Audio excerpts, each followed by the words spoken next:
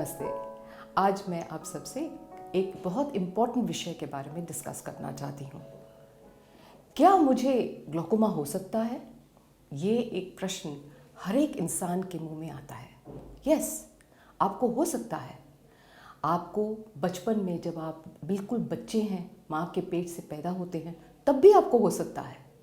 और हम सबको इस बात के ऊपर ख्याल रखना है, जब बच्चा पैदा होता है क्या उसकी आंखें बड़ी बड़ी हैं, क्या उसके आंख से पानी गिर रहा है, क्या वो लाइट की तरफ बिल्कुल नहीं देख पाता है, देन हमें इमीडिएटली डॉक्टर के पास जाना चाहिए, क्योंकि वो कंजेनिटल ग्लोकोमा हो सकता है। जब हम बड़े हो रहे हैं, हम लोग टीनेज ईयर्स में जा रहे हैं, तब भी हमें एक तरह का ग्लोकोमा हो सकता है। उसको जुवेनाइल ओपन एंगल ग्लोकोमा कह सकते हैं। और जब हम बड़े हो जाते हैं, दैट मीन्स हमारा 40 साल की ऊपर उम्र हो जाता है, एट दैट टाइम ऑल्सो आपका ग्लोकोमा होने का चांसेस बहुत ज़्यादा है। एज हमारा उम्र ज़्यादा बढ़ता है, विथ ईच पासिंग डेकेड, हर 10 साल जैसे हमारा उम्र बढ़े, एट दैट टाइम हमारा risk of glaucoma is much higher. That is why unfortunately glaucoma के कोई लक्षण नहीं होते। पेशेंट को कुछ पता नहीं लगता कि मुझे ग्लोकोमा है। बहुत ही सेंसिटिव पेशेंट्स कभी बताते हैं कि हाँ देखो, मेरा बार बार करके चश्मे का नंबर, स्पेशली नज़दीक का नंबर बढ़ रहा है।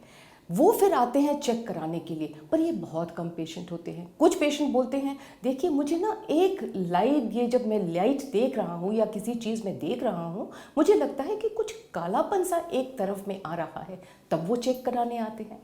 मैक्सिमम 99% पेशेंट के बिल्कुल कोई लक्षण नहीं होता है। वो पकड़े जाते हैं जब वो आते हैं कैटरैक्ट सर्जरी के लिए, या ऐसे ही चश्मे का नंबर बदल करने के लिए, या किसी पेशेंट को अगर लगे कि हाँ भाई मेरे माँ बाप को या मेरे ग्रैंड पेरेंट्स को ग्लोकोमा था, चलो मैं भी एक बार चेक करा लूँ, तब वो चेक कराने आते हैं और तब वो पकड़े जाते हैं कि भाई उनको ग्लोकोमा है। So are you at risk of developing glaucoma? 100%। Let's say मैंने आज आपका टेस्ट कर लिया और आपको ग्लोकोमा नहीं है, उसका मतलब नहीं कि आपको ग्लोकोमा नहीं हो सकता। जैसे जैसे आपका उम्र बढ़ेगा, आपका ग्लोकोमा होने के चांसेस मच मोर होगा। सो आँख का प्रेशर आपका ज़्यादा हो सकता है, तब हम उसको हाई टेंशन ग्लोकोमा कहते हैं। पर याद रखिएगा कि अगर आपका प्रेशर इवन नॉर्मल रेंज में हो, तब भी आपका ग्लोकोमा हो सकता है। And that is Y pressure is only the highest modifiable risk factor. अगर हम ट्रीट करते हैं तो हम केवल प्रेशर को ही ट्रीट कर सकते हैं और हम लोग कुछ नहीं कर सकते। इसलिए pressure measurement is very important. सोचिए आप मेरे पास आए और आपका मैंने आँख का प्रेशर आज नाप लिया और मैंने बोला हाँ आपका प्रेशर बिल्कुल नॉर्मल है। उसका मतलब नहीं है कि आपका आँख का प्रेशर बढ़ता नहीं है। इसलिए हम लोग पूरा दिन का प्रेशर कभी कदार नापते हैं, ये चेक करने के लिए कि प्रेशर कितना बढ़ रहा है, कब बढ़ रहा है, ताकि उसके अनुसार हम दवाई देंगे। So this is a very important aspect also of glaucoma. हमें याद रखना है कि glaucoma is a disease of the optic nerve. Optic nerve क्या है?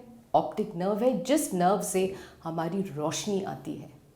एंड ये नर्व धीरे धीरे करके इसके नर्व फाइबर्स खराब हो जाती हैं, और ये खराब जो हो जाता है ये इरिवर्सिबल है। सोचिए आप काला सफ़ेद मोतियाबिंद का ऑपरेशन कराने आ गए, आपका ऑपरेशन हो गया, आपका नज़र वापस आ गया, पर आपका ग्लोकोमा में अगर आपके नर्व फाइबर्स खराब हो गए हैं, एट्रोफी हो गए हैं, दिस इज़ इरिवर्सिबल। इसलिए हम लोग ग्लोकोमा को एक थीफ के जैसे, एक चोर के जैसे हमेशा सिमिली लगाते हैं कि it is like a silent thief of site. आपको पता भी नहीं लगेगा, आपकी रोशनी बिल्कुल चली जाएगी। इसलिए आपको हमेशा रेगुलरली आँख को चेक करवाना चाहिए। डॉक्टर साहब लोग आपका चेक करेंगे अच्छी तरह, उसमें आपका family history of glaucoma is very important. और आपको ज़रूरी बताना चाहिए कि भाई मेरे अंकल को या मेरे ग्रैंड पेरेंट्स को हुआ था, या मेरे ब्रदर को हुआ है, जिसके सिबलिंग्स को, दैट मीन्स आपके भाई बहन को हुआ है, देन आपका chances of development of glaucoma much higher. सोचो आपको चोट लगी है, किसी तौर से आँख में चोट लगी है, आँख में या आँख के आसपास में, प्लीज़ डोंट फॉरगेट आपको ग्लोकोमा हो सकता है। सोचिए आप कोई और डिजीज़ है जिसके लिए आपको स्टेरॉइड्स लेना पड़ता है। बहुत सारे लोग हैं जो इन्हेलर्स लेते हैं, ना, उसमें भी स्टीरॉयड्स होते हैं। आप सोचो स्किन का कोई ऑइंटमेंट लेते हैं, स्किन का, पैर का, कहीं पर भी अगर स्टीरॉयड ऑइंटमेंट दे, आपको ग्लोकोमा हो सकता है। सोचिए आपको हाइपरटेंशन है, hypertension is a risk factor for glaucoma. If you have got diabetes, specially diabetes of long standing, definitely there is a great chance कि आपको भी ग्लोकोमा हो सकता है। सो स्टीरॉयड यूज़ के बारे में स्पेशली आप लोगों को सतर्क रहना चाहिए, बिकॉज बहुत सारे बच्चे जिनको एलर्जिक कंजंक्टिवाइटिस है, हम लोग दवाइयाँ देते रहते हैं और वो स्टीरॉयड्स है, उनको पता भी नहीं लगता और बच्चे अपने नज़र खो देते हैं because they have developed glaucoma. So that is why it's very important for everyone to understand that glaucoma, steroids can cause severe amount of glaucoma. Besides that बहुत सारे आप लोग लेट्स से उम्र के साथ कोई एंटी डिप्रेसेंट्स पे है, एंटी साइकोटिक्स पे है, एंटी हिस्टामिन्स जो so commonly that are being used, then also anti-Parkinsonism drugs. These drugs are very very important because they can cause glaucoma. बहुत कॉमनली आजकल एक ड्रग होता है, उसका नाम है टोपिरामेड, लोग देते हैं, उससे अक्यूट एंगल क्लोजर ग्लोकोमा भी हो सकता है।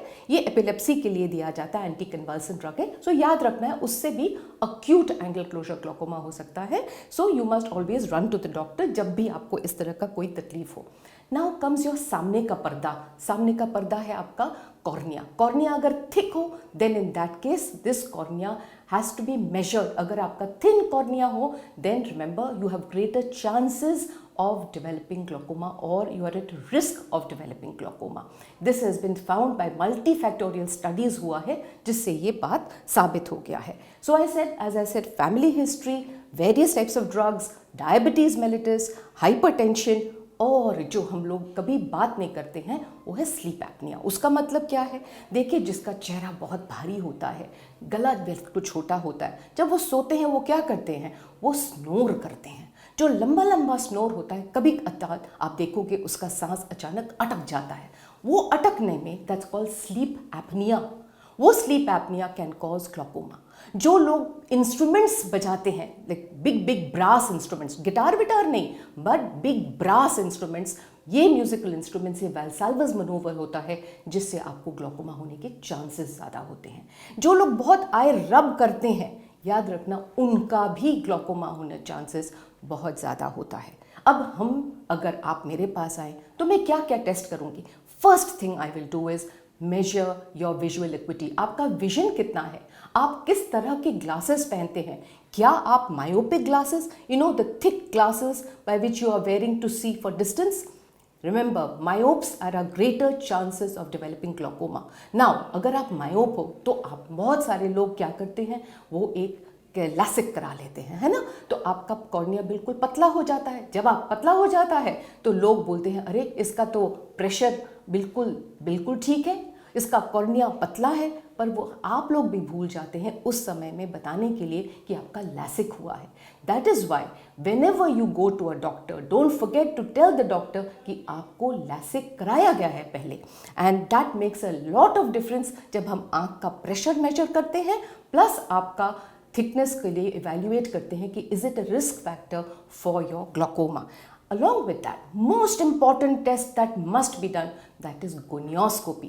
Gonioscopy कोई खतरनाक टेस्ट नहीं है, उसमें केवल आपके आंख में बूंद वाली दवाइयाँ दी जाती हैं, दैट्स पैराकीन, एनेस्थेटाइज करने के लिए। उसके बाद एक छोटा सा लेंस लगाकर हम पूरे एंगल को देखते हैं कि एंगल में कोई खराबी तो नहीं है। Is it a closed angle, is it an open angle? क्योंकि ये ट्रीटमेंट बिल्कुल अलग होता है। क्लोज्ड एंगल में हमें लेज़र करना पड़ता है, called laser iridotomy, and then हम लोग, as I said, we must measure the thickness of the cornea, that is known as pachymetry, and most important test which we all depend on, and that is your visual fields.